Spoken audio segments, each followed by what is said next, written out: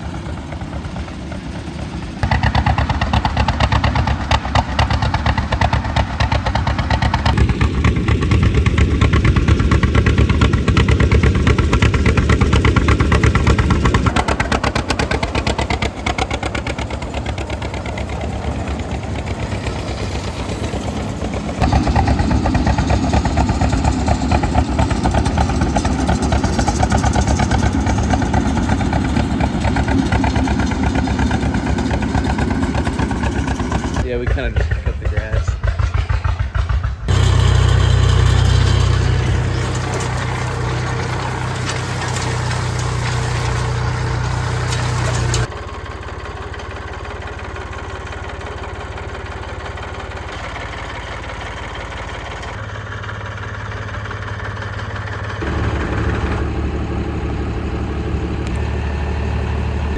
Let's go rake some hay.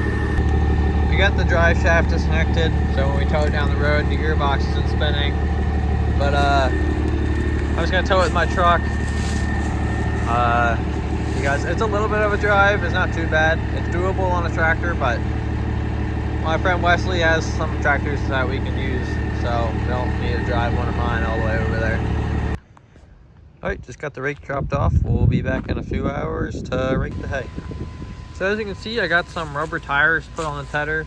I wish I had done this before we tedded, but didn't really have time.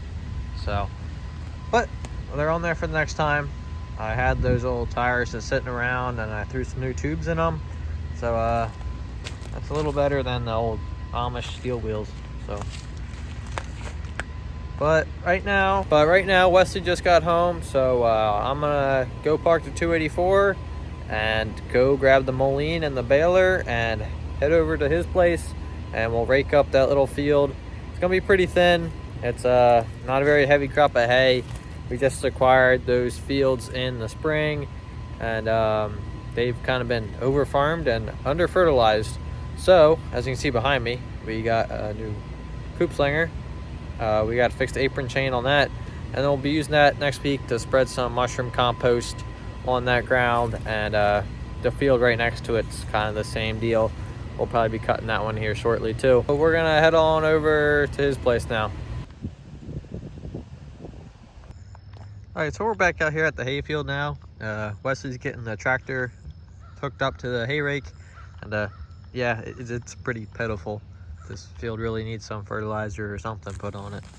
But it's dry, but little hay is here. So gonna rake it up and try to bale it. Wesley's gonna be using his Farmall 130 to pull our the New Holland 256 pull bar hay rake. It had a plow on the back of it, so he's just switching over to the drawbar right now.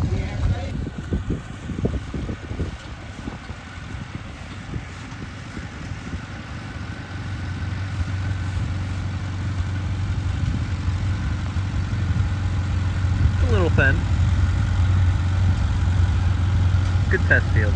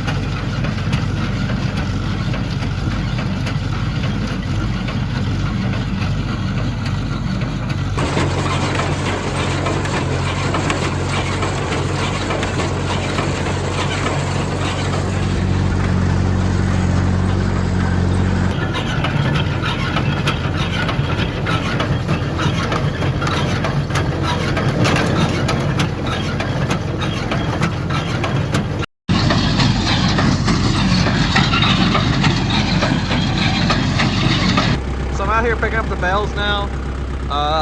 It looks like we made 12 bales. There's still no, actually we did make 11. There's kind of one in the chamber, but there was also a little bit of hay in the chamber when we started baling. But they're a little damp. The dew kind of started to set in on us last night, and it was kind of damp this morning. But just gonna let them sit in the sun, and it'll be goat hay for. We're not gonna sell this stuff, so. But I did wind up adjusting. I added the shim to one of the knives on the knotter. It was having trouble. I didn't film a lot of that, but we can make like 1 or 2 bales, and then the knotters would, the one knotter would start to act up. But I had to add a shim to one of the little twine knives, so we did that, and we made 5 bales this morning in a row and didn't have a problem. Just rebaling other ones, but they were spread on the ground, so we were just driving the tractor over them, and did play it once. That was kind of my fault. Didn't go slow enough. So, but yeah, we made bales. I think it was, for the most part, a success, which was pretty amazing, considering we're using old junk equipment. Except for the hay vine and the hay rake. The tedder did pretty good too. But that baler, pretty much a pile of scrap metal when I got it. And somehow, after about a month's worth of work and a couple $100 of parts, we made something happen. So look at this bale. Like, it's a great looking bale. It's a little lopsided. All of them are kind of like that. So I think I might need to adjust the little fingers that bring it in. So I have to read the manual, figure out how to do that. But that's a good bale right there, and that's a good weight. Yeah, that one's actually probably like the best bale out here. So but I'm just kind of move them out of the way so we can spread compost. That'll be another video. I'm just gonna put them down here in the sun for now, so they can hopefully dry out a little bit. You can tell this one is this one has the plastic twine on it. I did wind up switching back to the sisal twine, if you noticed. I think the plastic twine worked for a little bit till things in the knotter started to kind of free up and polish up. and then some of the knots just started slipping off and stuff. So I switched back to that twine, and that's what we bailed with this morning to make the 5 bales and didn't have a problem. So I'm gonna leave that twine in there for now, and I might try the plastic twine again. So we'll see what happens. This field is looking much better. Wesley's gone around and made 2 passes so far. We switched to the Kubota as it's getting kind of late in the evening, and we don't want to bother the neighbors with the stupid sound of John Deere. So that's doing pretty good. That's his Kubota. It's or his dad's, but it's a 50 horse. But this field looks much better. Looks like we got some like actual grass in here this time, a little bit of clover. So up in the middle it gets a little thin, but that's why we're spreading compost on it. But it is looking so much better than the first field, especially down here in this low part. So interested to see how many bales we make off of this one.